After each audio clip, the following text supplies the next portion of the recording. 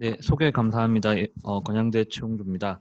어, 그 먼저 간단히 소개를 조금 드리면요. 저희는 이제 메르스 때 당시에 시민건강연구소에서 이제 시민 백서를 준비해서 발간을 한 적이 있었습니다. 당시에 이제 시민들의 관점에서 이 감염병 대응이 어떻게 이루어졌는지에 대한 백서들을 좀 준비한 경험이 있고요.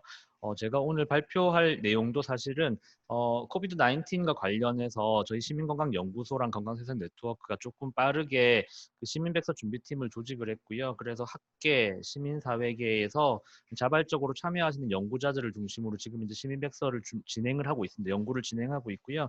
그중에서 특히 정보인권 자유권 팀에서 저희가 준비한 내용들이 오늘 발표 주제랑 맡아서 이제 제가 대신해서 발표를 하는 것으로 이해해 주시면 될 것 같습니다. 제 주제는 감염병과 인권이고 특히 보건정책적 고려라는 타이틀로 설명을 드리도록 하겠습니다. 제 발표의 순서는 다음과 같습니다. 우선 이제 감염병과 인권에서의 주요 쟁점들이 상당히 많이 있을 수 있습니다. 하지만 오늘 발표에서 그 모든 것들을 다 다루기도 힘들고 다 모든 쟁점들에 대한 논의가 준비되어 있지도 않습니다. 그래서 몇 가지 쟁점들을 좀 가지고 오고요. 그 쟁점들을 감염병과 인권의 원칙, 보건학적 관점의 해석들을 좀 진행을 할 생각인데 가급적이면은 오늘 제가 준비한 발표는 기본적인 윤리 원칙에 따라서 이제 상황들을 좀 분석하는 것들은 지양하고요. 보건학적인 측면에서의 상황들을 좀 주로 다룰 생각을 가지고 있습니다. 먼저 쟁점들을 몇 가지 나열해 보도록 하겠습니다. 오늘 말씀드리는 주제들은 코비드 19에 딱 국한되지만 않습니다. 감염병 전반이라고 생각을 해주시면 좋겠고요. 먼저 가장 흔한 쟁점이죠. 공공의 이익을 위해서 격리라고 하는 것은 과연 정의라고 불릴 수 있는가라고 하는 것이고요. 사실은 코비드 19을 둘러싸고 자가격리 이런 단어들이 상당히 많이 익숙해졌지만 우리에게는 법에 의한 어, 인발론터리 비자발적인 격리라고 하는 것이 이미 사실은 명문화된 적도 있었고 사라진 경험들도 가지고 있습니다. 가장 왼쪽에 있는 내용들을 보시면은 결핵 환자들은 2011년 감염병 예방법 개정 이후로 지금까지 거의 연 500에서 수백 명이 입원 명령 제도라고 하는 것 하에서 입원 명령을 받고 있고요. 인신의 구속이고 그런 와중에서 이제 항상 취약계층 결핵 환자들이 뭐 대중들에게 이렇게 뭐 병원을 탈출했다라고 하는 그런 기사들을 접하시는 경우들도 있습니다. 또 잘 아시겠지만 HIV 같은 경우는 상대적으로 격리에 관련한 그리고 인권에 대한 논의들이 좀 많이 된 질병이고요. 국내에서 보시다시피 이제 기존의 강제격리 보호제도가 폐지되었던 경험들이 있고 그 이유 자체도 보건학적으로 실효성이 없는 법이라는 그런 것들이 좀 논의가 활발해지면서 이어졌던 과정이라고 생각을 합니다. 그리고 가장 최근에 코비드 19을 둘러싸고는 지금 현재도 안심밴드를 착용하고 있는 자가격리자들이 아마 행안부 그 보도자료에 보시면 계속 업데이트가 되면서 나오고 있는 것으로 알고 있습니다. 이런 첫 번째 쟁점은 격리라고 하는 것을 우리가 어떻게 바라볼 것인가, 특히 보건학적으로 격리는 효과 있는 정책인가 이런 거에 대한 이야기를 좀 드릴 것이고요. 두 번째는 개인정보 보호와 알 권리의 충돌. 이미 앞선 두 분의 발표자 선생님께서 다 많은 얘기를 해주셨는데 투명한 정보 공개는 항상 정의로운가 또는 투명한 정보 공개는 정말 감염병 대응에 효과적인가 투명한 정보 공개를 했을 때와 하지 않았을 때가 보건학적인 차이가 있는가라고 하는 것이 있고요. 동의 없는 나의 정보 이용이 역학조사를 위해 필요한가라고 하는 질문들이 저는 쟁점이 될 수 있을 것이라 생각을 합니다. 왼쪽에 있는 논문은 메르스 당시의 논문이고요.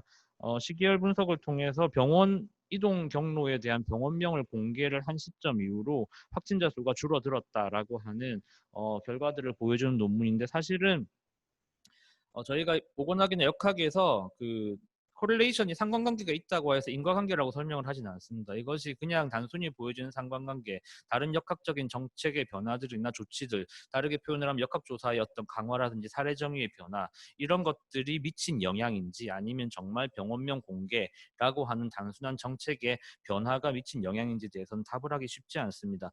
그리고 이태원 이야기들을 많이 하시지만 아시다시피 이태원 확진자가 나타나고 역학조사가 강화되는 시점에 바로 며칠 되지 않아서 서울시에서 이런 발표를 했었죠. 그날 이태원에서 휴대폰을 들고 있던 사람들을 다 찾았다라고 하는 발표들이 있습니다. 그러면 이렇게 찾는 것은 정말 역학적으로 도움이 되는 것인가? 이런 질문들을 이야기할 수 있을 것 같고요. 그 확진자 동선 공개 방식이 많이 변경이 되었던 것도 이 부분들도 나중에 이제 역학조사관들의 인터뷰 내용들을 좀 같이 보면서 말씀을 드리도록 하겠습니다. 어쨌든 이런 쟁점이 있을 수 있다라고 하는 부분이고요. 그리고 감염병 예방법이 메르스 이후에 많이 바뀌었지만 저는 사실은 이번에 코로나 이후에 2월 26일 개정 법안에 좀 주목을 하고 있습니다. 개인적으로는 첫 번째로 주목하는 가장 중요한 이유는 이 정의 부분에서의 변화인데요. 유사한 그 감염 질환에 관련 법률이 한국엔 두 가지가 더 있습니다. 에이즈 예방법과 결핵 예방법이 있고요. 정의에 보시면 에이즈 예방법은 감염인 미생물학적으로 무엇인가 가지고 있는 사람이죠. 그리고 환자, 실제로 질병이 있는 것으로 확진된 사람에 대한 정의가 있고 이 사람 정의에 딱 입까지 범위가 있고 이 사람들에 대한 다양한 법률적인 보호와 의무와 권리와 처벌에 대한 이야기들로 구성이 되어 있습니다. 결핵 예방법을 보시면 첫 번째로 환자입니다. 환자는 세균학적으로도 확인이 되었고 증상도 있는 사람입니다. 의사 환자는 보통 임상 진단이라고 하여서 세균학적인 확정 전이지만 임상적으로 거의 환자임이 확실한 사람 역시 환자입니다. 전염성 결핵 환자는 전염성을 가지고 있는 전염성이 없는 결핵 환자들도 있는 거거든요. 잠복 결핵 감염자는 말씀드린 것처럼 병원체를 가지고 있는 상태. 역시 감염인이거나 환자에 대한 규정들을 하고 있고 그에 따라서 여러 가지 의무와 권리와 처벌에 대한 이야기들을 하고 있습니다. 하지만 감염병 예방법 이번 개정안에는 상당히 특이한 정의가 포함이 되었습니다. 기존의 13, 14, 15 감염병 환자와 의사 환자 그리고 병원체 보유자는 기존에 있던 정의이고요. 바로 15의 2조항의 감염병 의심자라고 하는 새로운 항목이 생겼는데 이는 가나다를 설명을 합니다. 제가 이 부분은 좀 설명을 드리고 싶은데요. 가나다의 가는 앞서 말씀드린 병원체 보유자를 포함한 감염병 환자의 세 종류 와 접촉을 하였거나 접촉자죠. 접촉이 의심되는 사람. 접촉은 어떻게 의심할 수 있을까 하는 법은 얘기하지 않습니다.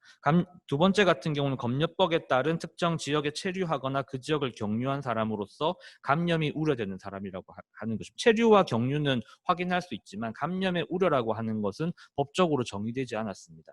그리고 세 번째는 감염병 병원체 등 위험 요인에 노출되어 감염이 우려되는 역시 감염이 우려라고 하는 표현인데 제가 법학자는 아니어서 잘 모르겠지만 이런 정의가 법률에서 가능할지 사실 잘 모르겠고요. 그런 이제 걱정들이 있습니다. 그래서 사실은 저희 이제 시민백서를 준비하는 팀에서는 이런 이야기들도 합니다. 이 정도의 정의면 사실상 대한민국 국민 전부가 다 될 수도 있다라고 하는 이야기들을 하고 있고요. 이런 이제 누구의 권리인가 그리고 누구를 대상으로 하는 어떤 이제 감염병 대응 체계인가라고 하는 부분에서 저는 이 부분들 좀 중요하게 생각을 하고 있습니다. 하지만 실제로 역학조사 현장에는 감염병 의심자라고 하는 개념은 없습니다. 이것이 상당히 또 역설적이고 모순적인 상황인데 역학조사 현장은 지금 아마 사례 정의가 9판까지 어제 9판 새로 나왔습니다. 9판까지 나와 있고 보시면은 4판에는 발열 또는 호흡기 증상이 8판에는 코로나19 임상 증상이라고 하여서 코로나19 임상 증상을 이렇게 쭉 나열을 하였습니다. 결론적으로 말씀드리면 사례정의 질병관리본부 역학조사 현장에서 쓰는 사례정의라고 하는 것은 잘 모르던 질병에서 하나 둘 사실들이 객관적으로 확인이 되면 그것이 더해지면서 7판, 8판, 9판 이렇게 확대되고 있습니다. 초기에 우한이었던 지역적 범위가 후베이성으로 확대되고 초기에는 저희가 접촉자를 분류할 때 잘 몰랐기 때문에 무증상 감염이 가능한지 몰랐던 시절에는 증상 발생 시점부터 접촉자의 조사를 했다면 지금은 이틀 전 프리심토마틱 케이스들이 있기 때문에 그런 부분들까지도 고려하는 형태로 발전해 왔던 과정이었지만 이 내용 어디도 사실은 감염병 의심자가 없습니다. 감염병 의심자가 지침에 포함된 건 8판에 이 사례정의 다음 페이지에 법에 이제 있는 내용들로 설명이 되어 있는데 실제로 그 역학조사에서 접촉자의 범위를 선정할 때 법률적으로 얘기하는 감염병 의심자는 전혀 고려의 대상이 아니라고 해도 틀리지 않다라고 말씀드리고 싶고요. 예, 그런 부분들이 있다라고 하는 것도 하나의 쟁점입니다. 그럼에도 불구하고 감염병 예방법은 감염병 의심자 역시 처벌 규정의 내용들을 다 포함을 시키고 있습니다. 자가격리 조치를 위반한다거나 검사 거부를 할 경우에 처벌을 할 수 있다는 이야기들을 하고 있고요. HIV 이야기인데요. HIV에는 환자를 대상으로 하는 처벌 규정이 거의 이제 다 사라졌습니다. 환자가 정의에 포함되어 있지만 환자는 사실 보호의 대상이고 이제 그런 부분이지 환자를 처벌하겠다라고 하는 것이 거의 다 사라지고 있고 마지막 남아있는 쟁점 중에 하나가 전파 매개 행위 금지입니다. 재판부가 이런 이야기를 했다고 하더라고요. 전파 매개 행위라고 하는 것이 상대에게 HIV를 실제 감염시킨 사람을 처벌하는 것인지 아니면 감염시킬 가능성이 있는 사람들까지 다 아울러서 처벌을 하는 것인지 그리고 전파 매개 행위라고 해서 그 전파 매개 행위가 HIV가 조금이라도 포함된 혈액이나 체액을 매개하는 행위가 있으면 범죄 구성 요건에 해당하는 건지, 아니면은 뭐 눈물이나 땀처럼 다른 체액도 다 되는 건지, 사실 정의하기 쉽지 않은 이런 문제들이 있다라고 하는 것으로 보아서는 아마 법학적으로는 이런 식으로 모호한 것들은 아마 맞지 않지 않나라는 좀 생각을 좀 하고요. 그런 관점에서 이제 환자를 대상으로 한 어떤 처벌이라고 하는 것은, 예, 이제 뭐 맥락에 따라서 다를 수 있지만 어쨌든 문제시되었던 경험들이 있습니다. 이런 쟁점들을 간단히 조금 정리를 해보면요. 개인의 자유권과 공공의 이익이라고 하는 것, 물론 공공의 이익을 위해서 개인의 자유권을 일정 정도 제한할 수 있습니다. 문제는 어느 정도에서 균형점을 찾을 것인가라고 하는 논의이고, 이것은 매우 근거에 기반하고 윤리의 원칙에 기반한 논의가 되어야 하지 않는가라고 하는 부분이 첫 번째 쟁점일 수 있고요. 개인정보 보호와 국민의 알 권리 역시 둘 다 매우 중요한 것이고, 일정 정도의 감염병 상황에서는 둘 중에 하나가 상대 다른 영역 때문에 제한될 수 있다라고 생각을 합니다. 역시 균형점을 어떻게 찾을 것인가이고, 누구의 권리인가, 그리고 환자에 대한 처벌은 가능한가, 무엇을 위한 처벌인가가 하는 것이 저는 전반적인 쟁점이 될 수 있을 거라는 생각을 하고 있습니다. 인권의 원칙은 사실은 뭐 한 페이지로만 제가 가지고 왔는데, 오늘은 윤리 원칙에 따른 지금 현재 상황들을 설명하는 것에 제가 좀 집중하지 않을 거기 때문에 따로 설명은 드리지 않고 간단하게 넘어가도록 하겠습니다. 보건학적 관점에 대한 이야기로 방금 앞서 말씀드린 쟁점들을 하나씩 조금 저희가 준비해온 내용들을 가지고 풀어보도록 하겠습니다. 세 가지의 렌즈로 들여다보았습니다. 첫 번째는 검사받을 의무. 접촉자로 분류가 되면 검사를 받아야죠. 그렇지 않으면 처벌을 받습니다. 감염병 의심자라고 분류된 사람도 검사를 요구했는데 받지 않으면 처벌을 받습니다. 다른 한편으로 본다면 진단 접근성의 확대라고 저는 표현을 하고 싶습니다. 어떤 의미냐면 앞서 말씀드린 것처럼 과학적 사실이 하나 둘 확인됨으로 인해서 사례 정의는 확대되어 갔습니다. 그것은 뭐냐면 실제로 검사를 받고 조기에 진단을 받고 새로운 전파를 차단할 수 있는 그런 대상의 범주에 들어가는 사람들은 진단받을 권리를 가지고 있습니다. 이 또한 하나의 권리이고요. 아시다시피 미국의 초기, 지금은 뉴욕도 여전히 그러하지만 일본 같은 경우나 다른 국가들을 생각을 해보시면 이 검사받는 사람들의 숫자가 너무 낮아서 환자 양성률이 상당히 높습니다. 상당히 높고 뉴욕 같은 경우 여전히 10% 이상을 유지하고 있고요. 그렇기 때문에 그런 경우는 오히려 적절하게 진단받을 권리를 박탈당한 상황으로 볼 수도 있습니다. 이게 첫 번째 렌즈이고요. 두 번째 렌즈는 비자발적 자가격리는 실제로 보건학적으로 효과가 있던가라고 하는 것입니다. 그리고 세 번째는 많은 선생님들께서 이미 말씀해 주셨지만 역학조사에서 개인정보 공개가 실제로 보건학적으로 이득이 있는가라고 하는 것입니다. 먼저 첫 번째에 대한 말씀을 드리겠습니다. 검사받을 의무라고 하는 것을 어떤 식으로 풀어갈까라고 생각을 하면 실제로 대중을 대상으로 적극적으로 검사를 하면 무조건 좋을까라고 하면 보건학적으로는 틀린 이야기입니다. 좋지 않습니다. 아주 오래된 논의이지만 1990년대에 그 집단검진의 효과에 대한 논의들을 진행할 때 이런 이야기들을 했습니다. 첫 번째 질문은 그렇습니다. 집단검진에서 양성으로 확인된 사람에게 효과적 치료법을 너희가 가지고 있는가? 물론 효과적 치료법이 없다고 해서 검진이 잘못되었다라고 말하진 않습니다. 하지만 따져보아야 할 대목이다라고 하는 것이고, 두 번째는 이 집단검진 검사법 자체가 가지고 있는 위양성과 위임성은 수용 가능한 범위인가라고 하는 질문에 대한 것을 따져야 하고요. 확진까지 만약에 5년 이상과 같은 장기적 추적 관리를 해야 될 환자의 규모가 어느 정도인지, 보건 시스템은 그것을 커버할 수 있는지라고 하는 부분도 따져보아야 합니다. 그리고 검사, 중재, 추적 관리, 질 관리를 할 수 있는 보건학적 시스템을 가지고 있는지라고 하는 것도 중요한 것이고, 여기는 제가 보건학적 질문들만 가지고 왔지만 여기에 또 못지않게 이만큼의 비중으로 중요한 것이 윤리적 원칙에 따라서 집단검진은 수용 가능한가라고 하는 것들을 따져보는 부분이 포함되어 있습니다. HSV 타입 2 사례인데요. 이 무증상 헤르페스 바이러스 감염입니다. 당시에 따져보았을 때 두 가지 렌즈를 다 같이 봤습니다. 보건학적인 렌즈와 윤리의 원칙에 따른 렌즈들을 같이 들여다보았고요. 결론적으로 말씀을 드리면 위험이 상당히 낮은 사람들은 검사 진단법의 양성 예측도가 상당히 낮다. 그 말은 잘못 진단할 가능성이 높아진다. 그만큼이고요. 대부분 무증상이고 치료법도 부재하다. 그리고 이 두 가지의 보건학적인 관점과 윤리적 원칙에 따른 검토 결과 HSV 타입 2 환자들에 대한 선별 검사는 의미가 없다라고 하는 결론을 도달했던 논의가 있었습니다.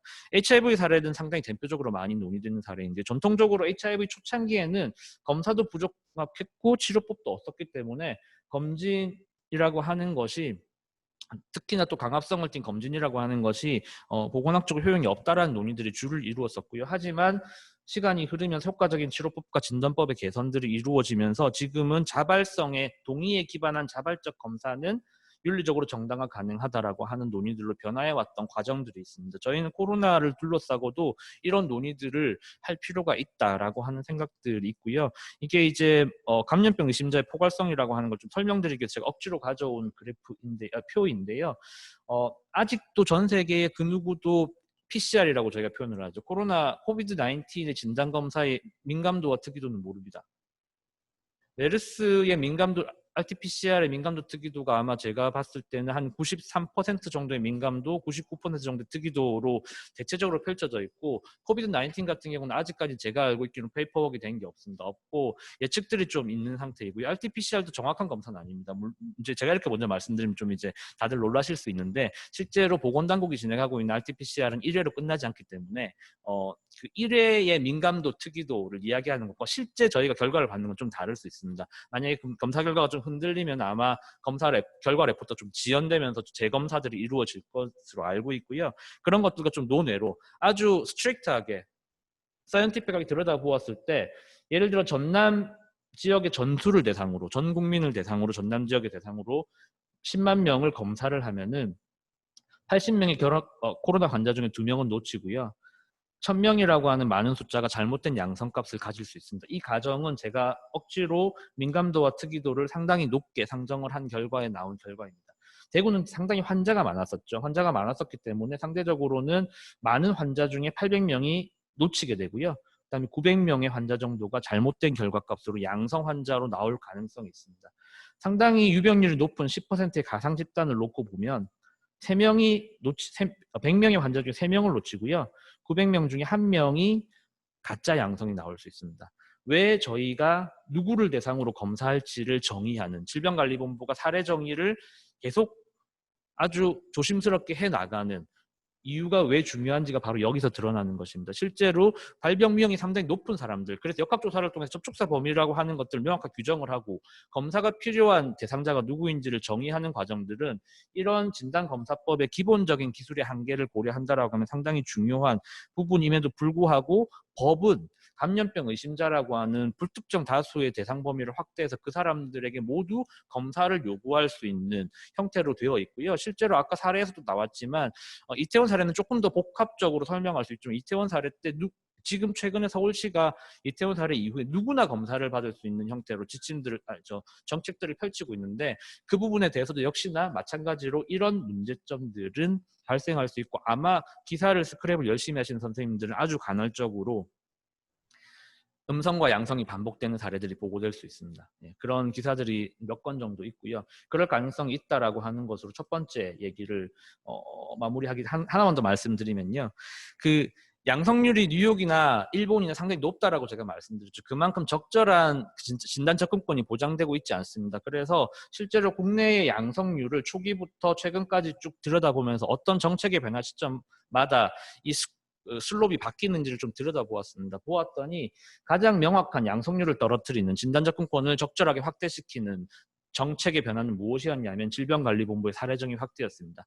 감염병 예방법이 상당히 불특정 다수까지 포괄하는 것으로 뭔가 처벌 규정까지 더해지면서 개정이 되었던 3월 4일 시점 이후에는 특별히 양성률의 변화에 주는 효과라고 하는 것을 찾아볼 수 없었다라고 하는 것이 저희가 지금 진행 중인 결과이고요. 그만큼 과학이라고 하는 언어로 우리가 알고 있는 근거의 수준에 빗대어서 적절하게 환자의 범위와 접촉자의 범위들을, 검사해야 할 대상의 범위들을 확대해 내가는 노력들이 보건학적으로 효과인 것이지, 아까 말씀드린 감염병 예방법과 같은 그런 모호한 어떤 규정들을 만들어 나가는 것이 어떤 의미가 있을까에 대한 논의들을 얘기할 수 있는 어떤 하나의 근거이지 않을까 생각을 하고요. 두 번째는 비자별적 자가격리 보건학적 효과입니다. 사실 질병 감염성 질환을 둘러싸고 억압적인 조치들 또는 뭐라고 표현해야 될까, 강압적인 조치도 아니면 강제적인 조치들, 비자발적 조치들이라고 하는 것은 어제 오늘의 문제도 아니고 상당히 역사적으로 많은 경험들을 가지고 있습니다.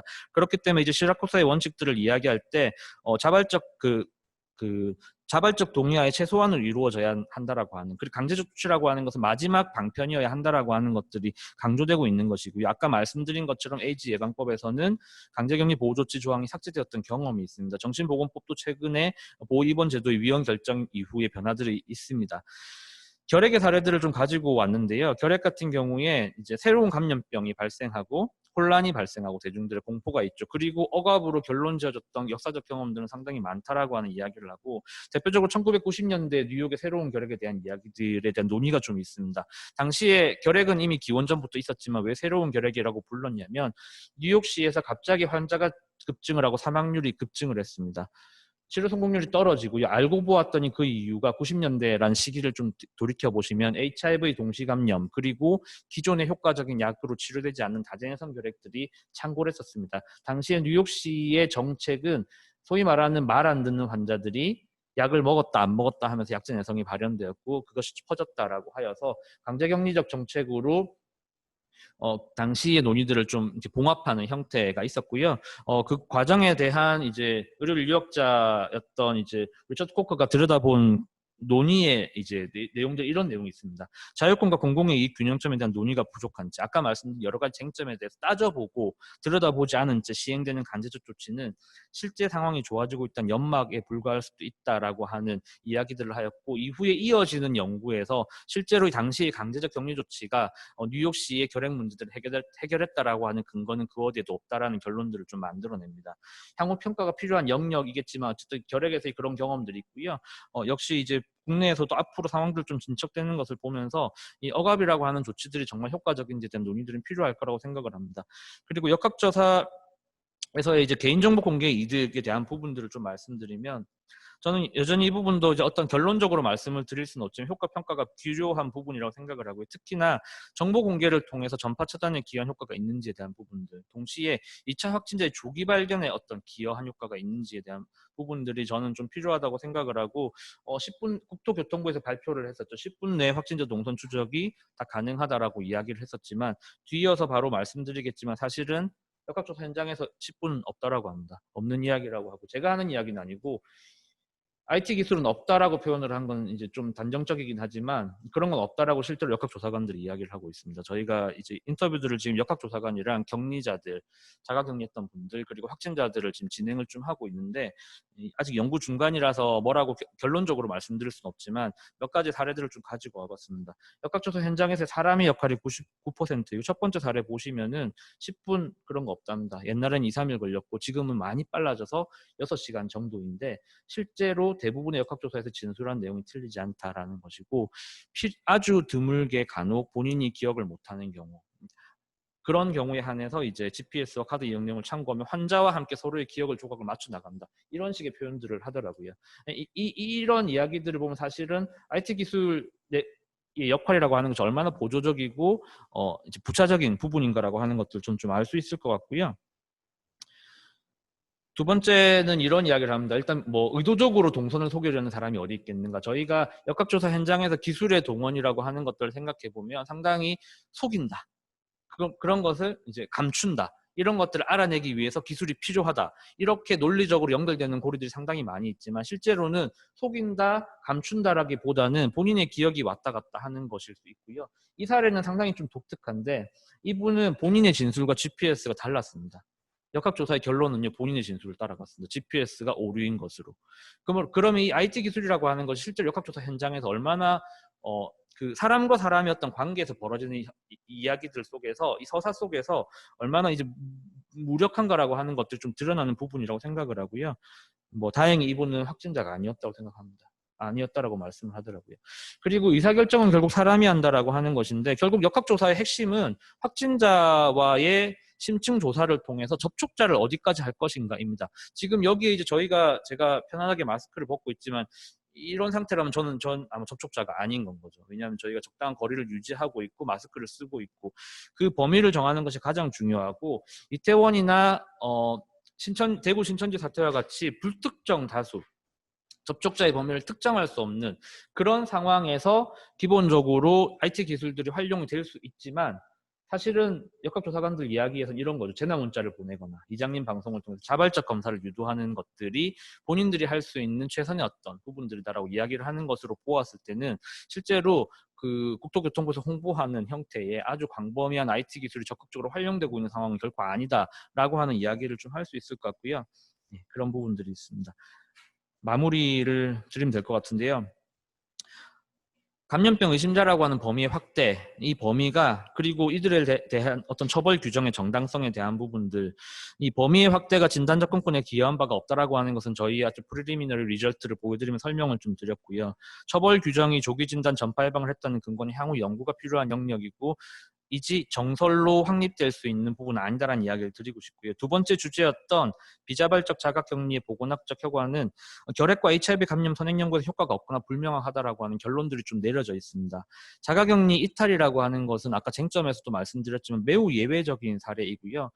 이 이탈한 사람들을 어떻게 추적하고 처벌할 것인가의 논의에 앞서서 이 사람들이 왜 이탈했는지에 대한 질문을 해야 된다고 저는 개인적으로 생각을 합니다. 제가 슬라이드를 30분에 맞추어서 만들면서 그 부분이 좀 빠졌는데 이 솔루션에 대한 부분들을 저희가 논의하고 있는 것은 결국은 왜 그랬는지에 대한 이유를 묻고 그 이유들을 풀어나가는 방식의 정책들이 도입되어야 한다라고 하는 것이고 러프하게 얘기 드리면 그렇고요. 디테일하게는 이제 건강의 사회적 결정 요인이라고 하는 것들이 있습니다. 뭐 그 이태원, 발, 인천 그리고 그 접촉 내역들을 속였던 어떤 사례라고 하는 것으로 많이 회자되는 그분 같은 경우도 본인이 말을 하지 않았던 가장 근본적인 근저는 두려움이었거든요.